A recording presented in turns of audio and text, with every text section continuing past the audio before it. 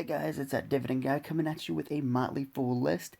Today we are looking at Warren Buffett in the three tech stocks that he has invested billions into. Now keep in mind, uh, Buffett usually doesn't do tech, so I'm pretty sure that these picks are going to be Todd and or Ted picks, not necessarily Buffett himself.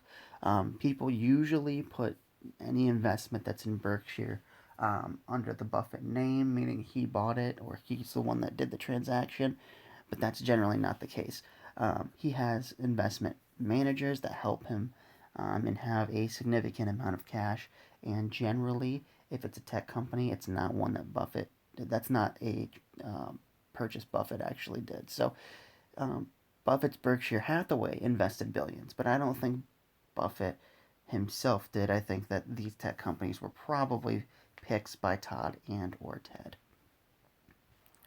So let's take a look at the stocks. So Apple broke the mold for Berkshire. Now this was one that either Ted or Todd talked to Buffett about and kind of changed the mindset for because it wasn't necessarily a just simple tech company. Apple is a consumer brand as well as tech. It's like a mixture of the two. And since that's something that Buffett can understand, he put money into Apple. There's no company more instrumental in helping Buffett get over his aversion to tech than Apple. Berkshire took a modest position of around 1 billion dollars in the smartphone maker during 2016 and continued to optimistically buy shares um, by year's end in 2020. Berkshire owned more than 5% of the company at a value of worth 120 billion dollars. Apple's been instrumental in Berkshire's book share performance, then providing nearly 90 billion dollars of unrealized gains, or more than 50% of Berkshire's total unrealized gains in this equity portfolio. It might be difficult to believe due to the company's massive 2.5 trillion market capitalization, but Apple continues to be a growth juggernaut. Apple beats analyst expectations in its latest quarterly results, growing 36% um, revenue, 36%, while revenue um, attributable to the flagship iPhone jumped 50%. Shockingly, investors weren't impressed, and the stock sold off slightly due to commentary that chip shortages will impact the iPhone sales later next quarter. While device sales are important, the next phase of growth will come from a higher margin subscriptions and services. CEO Tim Cook has been aggressive in finding ways to monetize the billion plus iPhone users. Despite having an annual top line approaching 275 billion, the long-term growth history for Apple remains intact. Berkshire is not sweating Amazon's slowing growth. This was definitely a Ted or a Tom investment. Although Amazon has been one of the best performing mega cap stocks over the last decade, it took a while for Berkshire to see the light. In response, Buffett displayed a famous self-deprecating wit when he called himself an idiot for not buying Amazon earlier while making it clear that he did not direct the buy. Berkshire came around quickly and now owns 1.8 billion dollars in the e-commerce giant. Amazon has been a strong performer for Berkshire last year. Shares exploded during the pandemic, advancing 76% this year has been a more difficult one for shareholders as they're barely above water. Amazon's stock reacted harshly after the latest earnings report after the company issued third quarter revenue guidance lighter than what many analysts were expecting. However, year-to-year growth comparisons were always going to be difficult for Amazon as last year's pandemic lockdowns boosted demand for e-commerce. Despite that, there are reasons to be hopeful that the company's path forward has a higher margin, like advertising third-party seller services and AWS to continue to post strong growth rates. And then Snowflake is a surprising Berkshire company. Buffett has been upfront with his love of value investing and has often discussed his apathy to investing in IPOs. That's why Berkshire's stake in data warehouse tech company Snowflake at its IPO trading at its IPO price was such a head scratcher. At one point, Snowflake traded for nearly 200 times trailing 12-month sales, price to sales ratio that made it one of the most expensive large cap stocks on the entire market.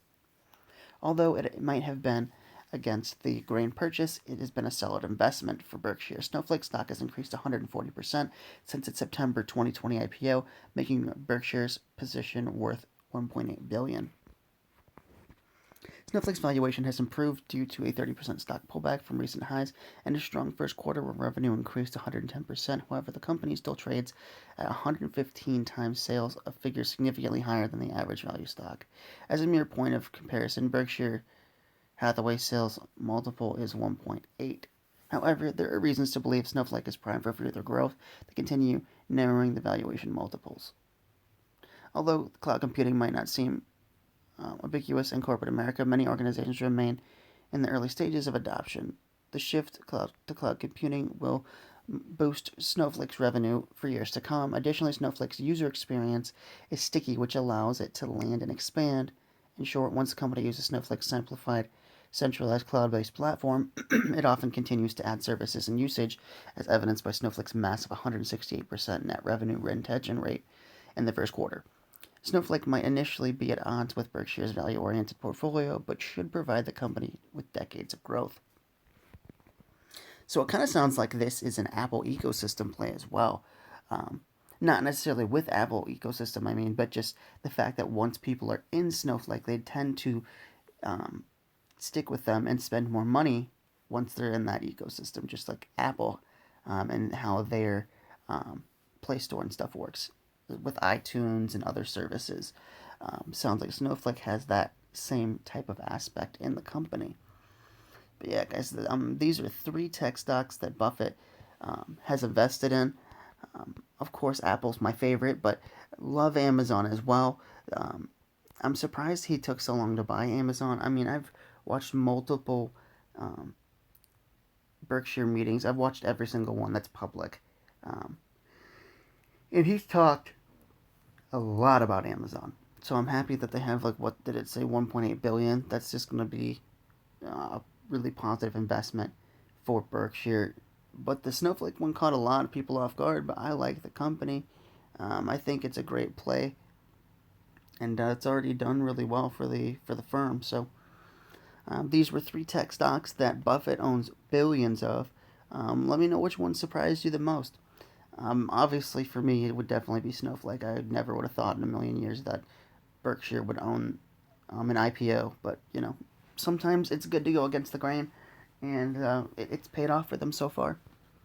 So, with that being said, guys, thank you so much for watching. Remember to hit the subscribe button and the bell notification so you don't miss any updates. I post a Robinhood portfolio Monday through Friday, as well as I try to get 2 other videos out during the day as well. So, just trying to get more content out there because I love doing this. It's a fun hobby. So, thank you guys so much for watching. Remember to hit the subscribe button and the bell notification, and I'll see you guys in the next list video. Take care.